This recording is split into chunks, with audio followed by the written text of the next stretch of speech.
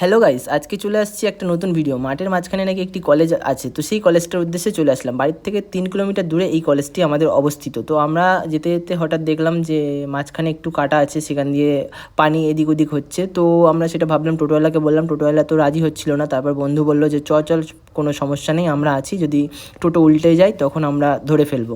তো তারপর টোটোওয়ালা সেই রাস্তা দিয়ে যেতে শুরু করলো। এবার সেটা যেতে যেতে এই যে মাঠে যে সবুজ ধান ক্ষেতগুলো ছিল, এখানে এখন ধান চাষ হয় না, কারণ এখানে বর্ষার কারণে সব ডুবে গেছে। তো ফাইনালি আমরা এখন কলেজে পৌঁছে গেছি।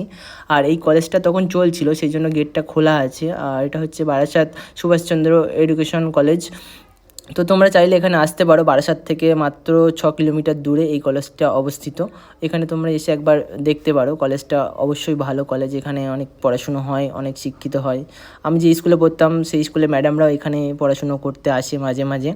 তো এটা একদম মাঠের মাঝখানে এই কলেজটা, অনেকটা ভিতরে। তো তোমরা চাইলে আসতে পারো। তো তারপর আমার ওখানে খুব রোদ্দুর লাগছিল, সেই জন্য মাথা ফাতা গরম হয়ে যাচ্ছে।